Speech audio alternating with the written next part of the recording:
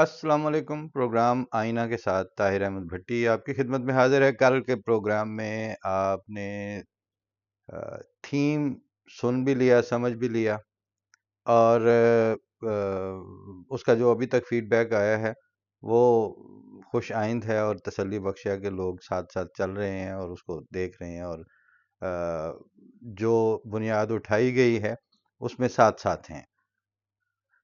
ایک چیز میں نے وضاحت کرنی تھی کہ جب آپ فلو میں بات کر رہے ہوتے ہیں تو میرے سامنے سکرپٹ تو نہیں ہوتا، بات ہی کرنی ہوتی ہے، تو اس میں بعض دفعہ کچھ سلپ آف ٹنگ یا نام میں یا کسی چیز میں کوئی غلطی ہو جاتی ہے۔ تو میں آج چونکہ آگے کچھ دن تک یہ پروگرام چلتے رہنے ہیں تو میں ونس فار آل ایک ہی دفعہ بتا دیتا ہوں کہ اس میں جو پارٹیسپینٹس تھے علماء کرام، تو وہ چونکہ علماء کرام ہیں اس لیے ان کے نام میں غلطی یا اس طرح وہ مناسب نہیں ہے۔ جو بلیک ہول دی بلیک ہول والوں نے خود تعارف ان کا پبلش کیا ہوا ہے اپنی ویب سائٹ، اپنا فیس بک پیج پہ، اور ویسے اس میں جو انہوں نے بلٹ شارٹ میں دیا ہے میں وہیں سے بتا رہا ہوں کہ اس کو میں جن کا ذکر کر رہا ہوں وہ آئندہ پروگراموں میں اس تسلسل اور سیریز میں جب تک یہ بات چلے گی تو کس کس سے مراد ایک ہی دفعہ میں درست نام بتا رہا ہوں کہ اباؤٹ دا اسکالرز وہ کہتے ہیں جاوید احمد غامدی صاحب ہیں، اسکالر ہیں، فاؤنڈر آف الموارد انسٹیٹیوٹ، اور دوسرے انجینئر محمد علی مرزا ہیں، فاؤنڈر آف قرآن اینڈ سنت ریسرچ اکیڈمی۔ پھر ڈاکٹر نعمان نعیم صاحب ہیں، فارمر چانسلر آف جامعہ بنوریا، اور زیادہ تر جو سوالات تھے آڈینس کے وہ انہی ڈاکٹر نعمان نعیم صاحب کی طرف ہی ان کا روح سخن رہا۔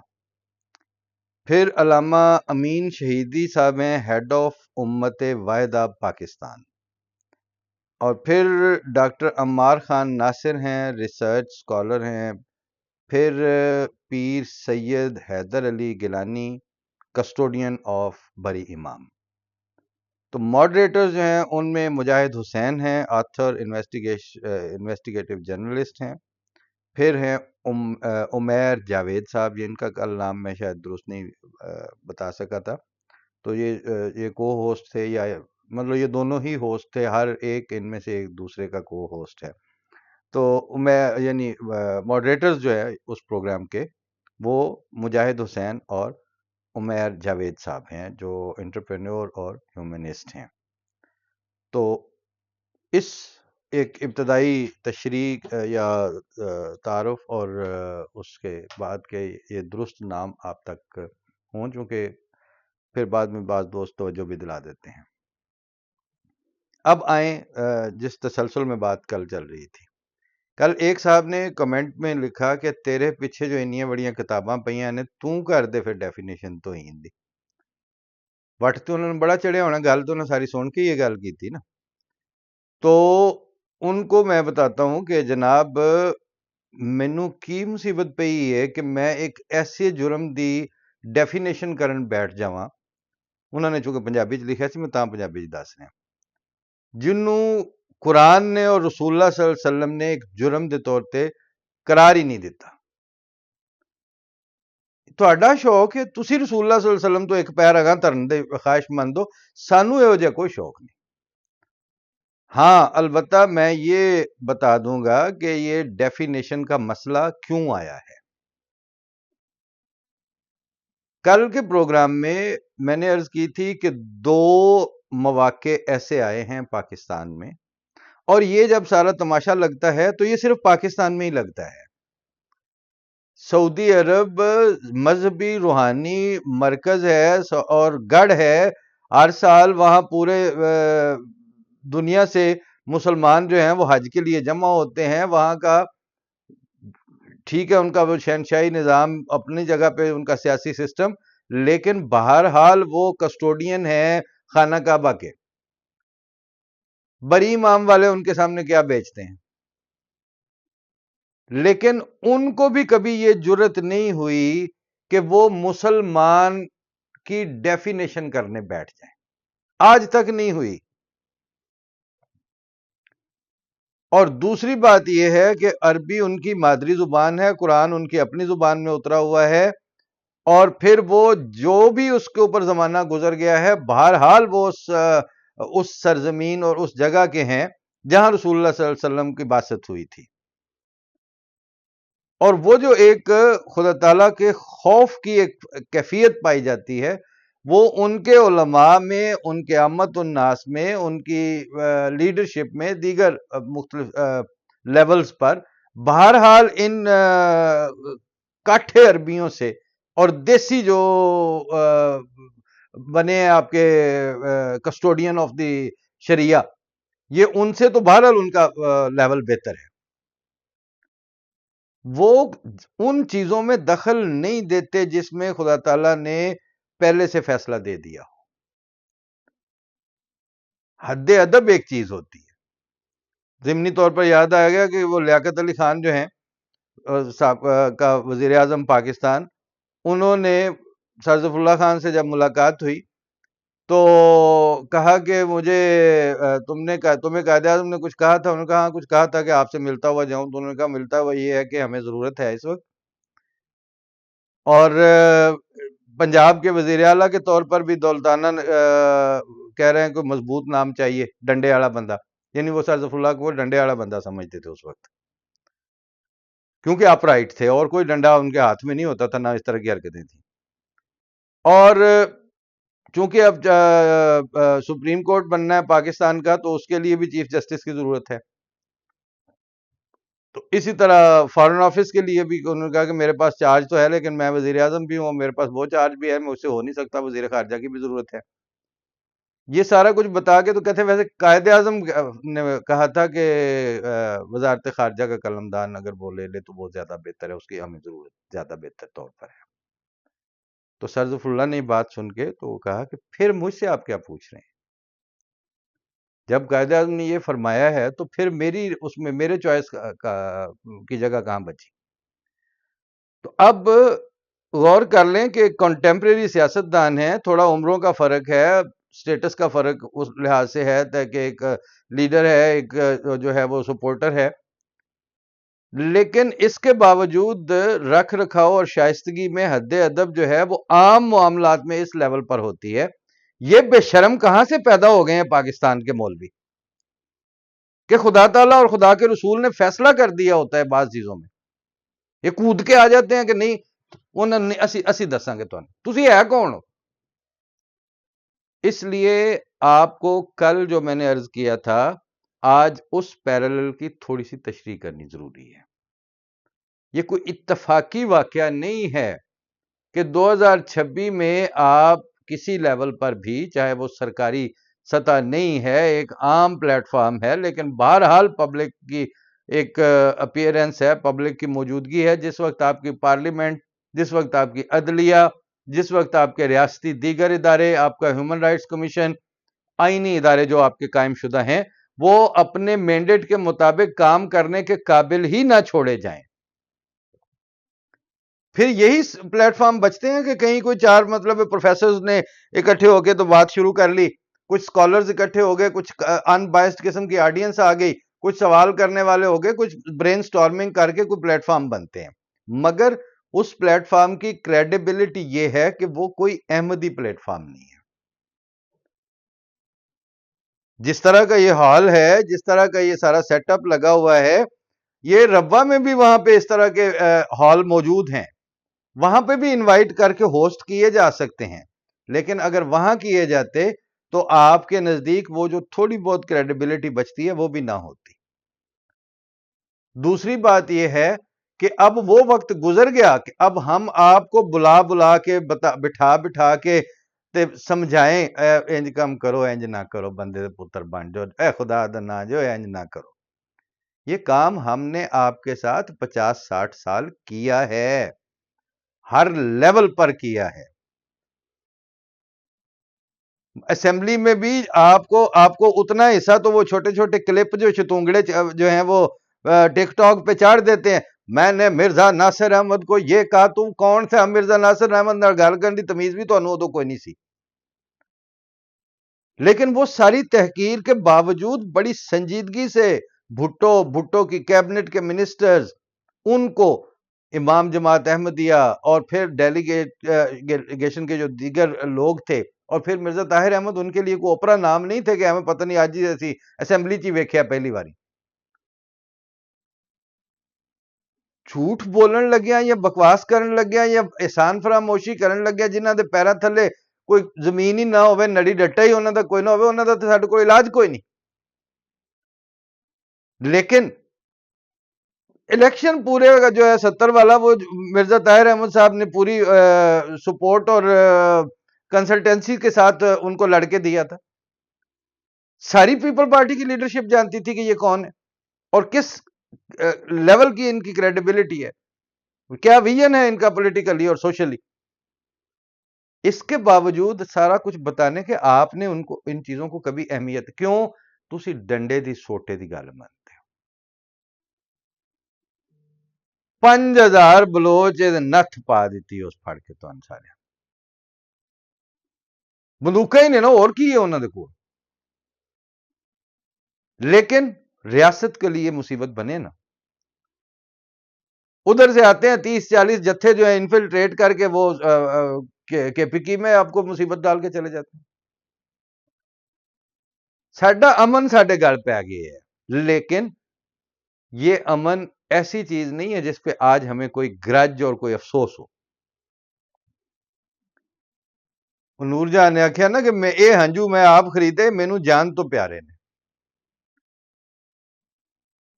ایک مجبور نے دنیا دے سکھ، اپنی جان تو وارے، اپنے پیار تو وارے نے. اے ہنجو میں آپ خریدے، مینوں جان تو پیارے نے. یہ جو صبر اور برداشت اور مظلومیت اور آپ لوگوں کی بھیڑیے کی طرح ادھر سے پانی پی کے تو میمنے کی طرف آتے ہوئے پانی کو آپ کہہ رہے ہیں کہ تو پلیت پیا کرنا ہے، یہ مظلومیت، یہ دو نمبری، یہ دورہ 13-14 معیار جو آپ نے ہمارے ساتھ روار رکھا ہے پچھلے 50-60 سال تک، اس کو ہم نے سر آنکھوں پہ خود رکھا ہوا ہے. اور اگر یہ پوچھیں کہ ہمارے عامت الناس نے رکھا ہوا ہے، وہ بات غلط ہے. خدا تعالیٰ نے خلافت احمدیہ کی صورت میں وہ لیڈرشپ عطا کیے رکھی ہے، ان بروکن چین ہے خدا کے فضل سے،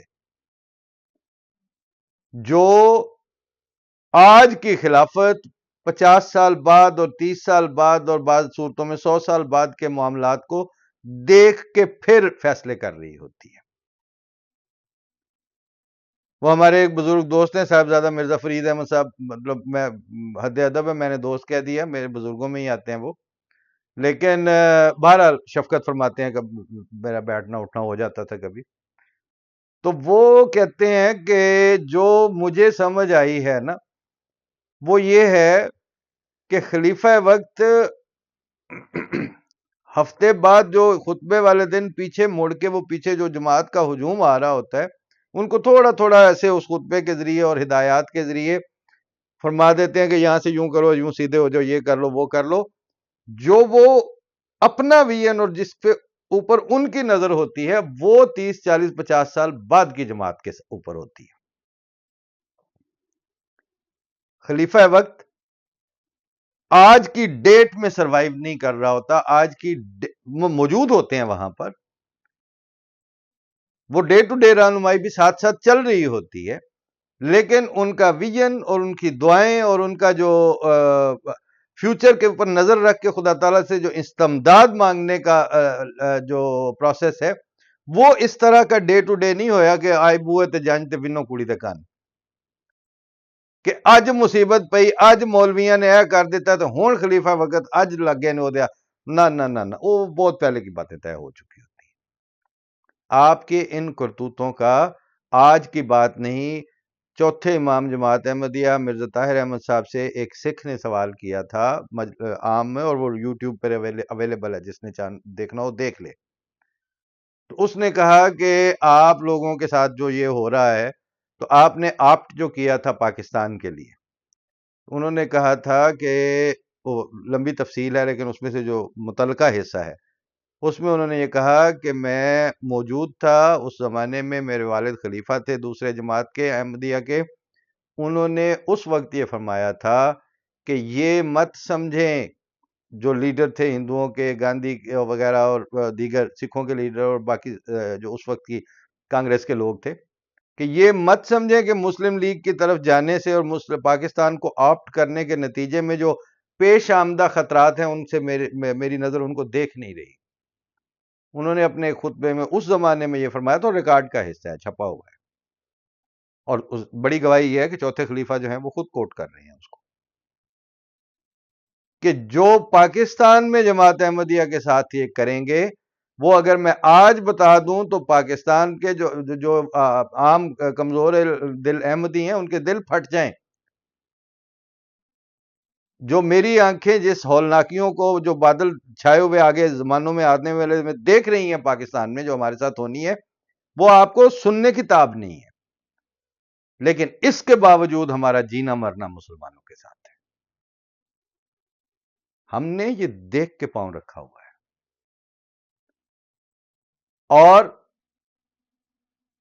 آپ کہتے ہیں کہ آپ ان کو فلاں نے کھڑا کیا، فلاں نے کھڑا کیا. ہم تو یہ نہیں سمجھتے نا کہ ہمیں فلاں نے کھڑا کیا. آپ کے سامنے ٹٹکتے رہے کہ نہیں یار سان کسے نہیں کھڑا کیتا، مولوی بکواس کرتا جی پہ، جھوٹ بولتے جی پہ، جی اسی کوئی انگریزاں دے پودے چودے نہیں جے، اوے اسی خدا نے بھیجیا، اسی انہوں منن تے اور ساڈا کوئی نہیں قصور، اسی بالکل مسلمان ہاں، اسی کلمہ گو جے، سارا کچھ تانوں آندے رہے، تساں نہیں مننی نا. وقت نے ثابت کیا کہ صرف اور صرف ایک مذہبی جماعت بر صغیر پاک و ہند میں اپنی شرائط پر زندہ ہے. اس کی مخالفت میں مرزا صاحب کے الفاظ ہیں بانی جماعت احمدیہ کے، کہ تم میری مخالفت میں کوئی دقیقہ فروگزاشت نہ کرو، بغض و عناد کے الاؤ روشن کرو، اور جتنی تم میں ہمت ہے اس میں ایندھن ڈالو. یہ سارا کچھ اپنے مخالفین کو مخاطب کر کے فرما رہے ہیں. اور پھر فرمایا جو مرضی کر لو تب بھی آخر میں فتح یاب ہوں گا. اے نادانوں اور اندھو، مجھ سے پہلے کون صادق ضائع ہوا جو خدا تعالیٰ مجھے ضائع کرے گا؟ کس سچے وفادار کو خدا نے ذلت کے ساتھ ہلاک کیا جو مجھے ہلاک کرے گا؟ لہذا یہ جانتے بوجھتے ہوئے انہوں نے یہ فرمایا تھا کہ یہ خدا کے ہاتھ کا لگایا ہوا پودا ہے جو ایک بڑھے گا اور پھولے گا اور قومیں اس کے سائے میں آرام پائیں گے. آپ کہہ رہے تھے کہ نہیں یہ تو انگریز کا پودا ہے، یہ اسرائیل کے ایجنٹ ہیں. یہ سارے بکواس سنتے رہے ہیں نا آپ، کرتے رہے ہیں، ہم سنتے رہے ہیں.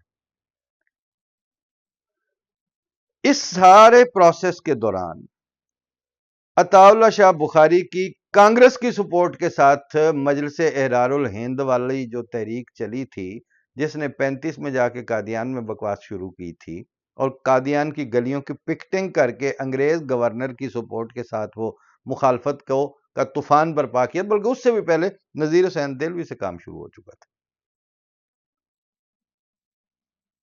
دلی میں مرزا غلام احمد قادیانی بانی جماعت احمدیہ کی تقریر کے دوران جو بکواس ہوئی ہے اور جو پتھراؤ ہوئے ہیں، جس میں پھر جا کے اس زمانے میں وہ انگریز مجسٹریٹ اور انہوں نے لا اینڈ آرڈر کی خاطر، خود کاشتہ پودے کی خاطر نہیں، کیونکہ day to day law and order کا تو سسٹم وہ انٹیکٹ تھا، لیکن پالیسی میٹر کے طور پر انگریز گورنر جو ہے وہ عطا اللہ شاہ بخاری اور احراریوں کو اور کانگریس کے تھرو ان کو سپورٹ کر رہا تھا. اور مرزا بشیر الدین محمود احمد خلیفۃ المسیح الثانی دوسرے خلیفہ جو ہیں وہ اس کے لیے کوشچنیبل تھے. لاہور سے سکوٹر پہ بیٹھ کے وہ سی آئی ڈی کا ایک ڈائری لینے کے لیے بھیجتا تھا جمعے کی نماز خطبے کے لیے. اور تحدیث نعمت میں وہ پوری تفصیل بھی موجود ہے کہ گورنر نے پھر اس کو پیچ اپ کرنے کے لیے کس طرح ان کو کہا خلیفہ ثانی کے ساتھ میڈیشن کے لیے. تو اس زمانے سے یہ مخالفت جو تھی وہ تو بھگتتے آ رہے تھے. پھر 53 میں دولتانہ نے پیسوں کی بوریاں کھول دیں اور سرگودے تک جتنے طوفانی تو فلانے جنہ دے بندے دے پتراں والے ٹائٹل ہی نہیں سن.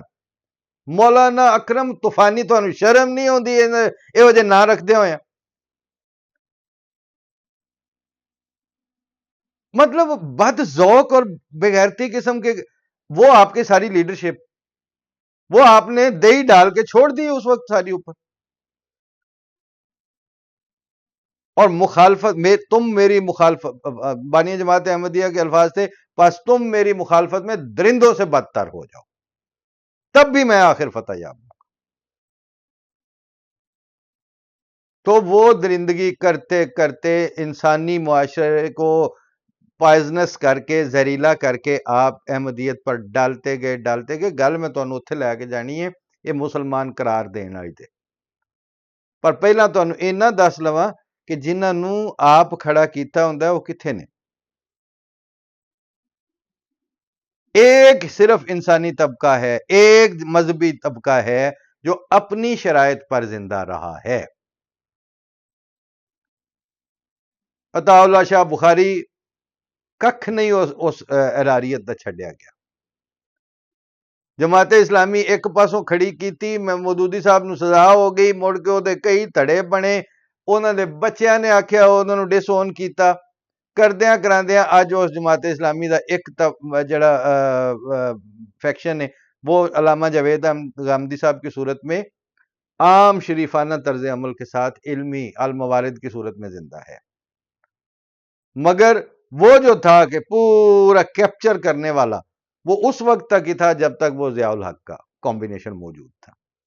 اخوان المسلمون تھے، مصر کو اور پتہ نہیں کہاں کہاں وہ تفسیریں جو مارکیٹ ہو رہی تھیں اور ایکسپورٹ ہو رہی تھیں، وہ ان کا دورانیہ گزر گیا. وائپ آؤٹ ہو کے وہ اب چھوٹی داڑھی والے کبھی کسی فلسطین پہ کبھی کسی پہ کر لیں، لیکن آپ اب کسی شمار قطار میں نہیں ہیں.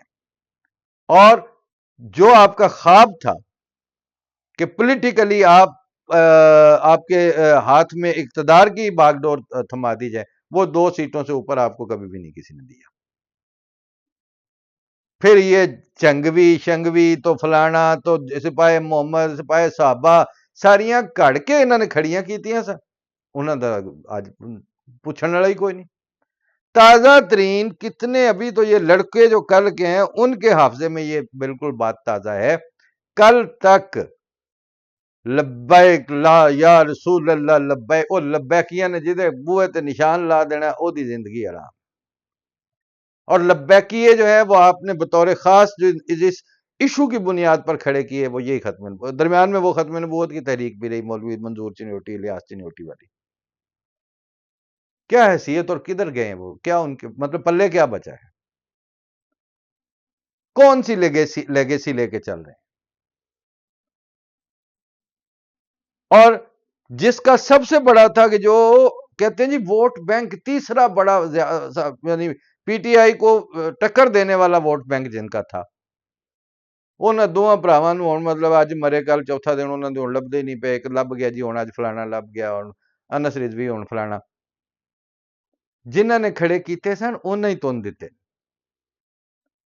ایک طبقہ ہے جس کو آپ کہتے تھے فلانے نے کھڑا کیا فلانے نے کھڑا کیا، انج کھڑا کیتے ہوندے نے جڑے پھر لبدے نہیں، آپ کو کھڑا کیا گیا تھا اصل میں. اگلی بات یہ ہے کہ چونکہ آپ کو بنایا جاتا ہے اس لیے آپ یہ اس زمانے میں مان ہی نہیں سکتے کہ خدا بھی بناتا ہے کسی کو. آپ کی اپروچ اب ہے ہی یہ کہ اب بندے ہی بناتے ہیں، سانو ذرا ساڈے فوجی بناندے نے یا ساڈے سیاستدان، انہاں نوں انگریزاں نے بنایا تاں واسطے ساڈے کو قابو نہیں پا.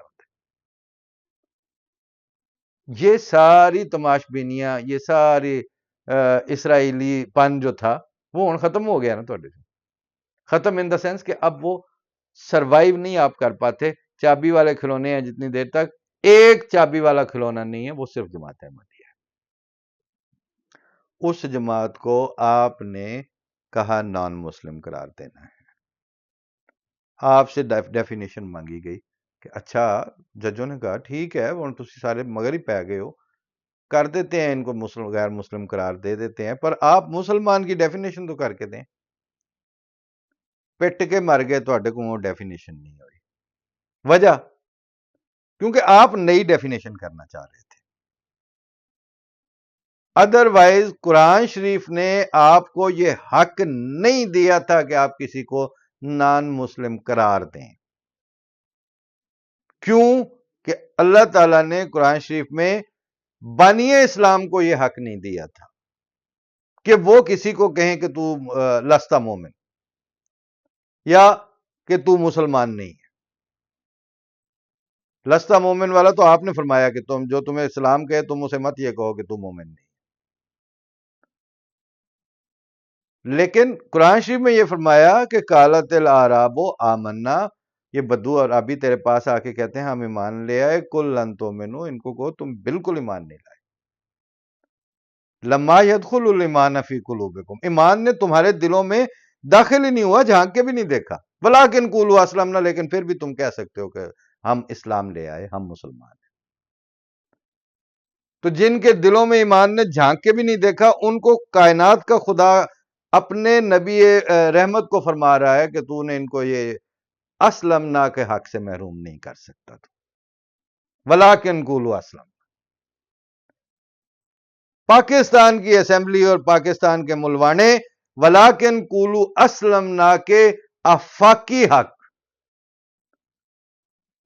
اور جس پہ خدا کے رسول اور خدا تعالیٰ کی اپنی مہر تصدیق سب تھی، اس کا انکار کر کے تو آپ نئی ڈیفینیشن چاہتے تھے جس کے ذریعے آپ کسی کو ولیکن قولوا اسلمنا کی فولڈ سے باہر پھینک سکیں. اس لیے آپ کو پمبل پوسے پڑے رہے، آپ نئی مسلمان کی ڈیفینیشن پیش نہیں کر سکے تھے. اور اسی زمانے میں امام جماعت احمدیہ سے بھی پوچھا گیا تو انہوں نے کہا کہ ہم ہوتے کون ہیں رسول اللہ صلی اللہ علیہ وسلم کے ہوتے ہوئے آپ صلی اللہ علیہ وسلم سے بڑھ کر اسلام مسلمان کی ڈیفینیشن کرنے والے. آپ صلی اللہ علیہ وسلم کے زمانے میں جب لسٹیں بنی تھیں ایک ضرورت کے تحت، تو اس میں جو بنانے گئے تھے مدینے کی مردم شماری کے طور پر، تو انہوں نے واپس آ کے پوچھا کہ ہم کس کو مسلمان لکھیں، تو آپ صلی اللہ علیہ وسلم نے فرمایا فَاكْتُبْ لِي مُسْلِمًا، اس کو میرے لیے مسلمان لکھ لو جو یہ گواہی دے کہ اللہ ایک ہے اور محمد اللہ کے رسول. اور پھر وہ بخاری شریف کی حدیث بھی کہ من صلی صلاتنا واستقبل قبلتنا.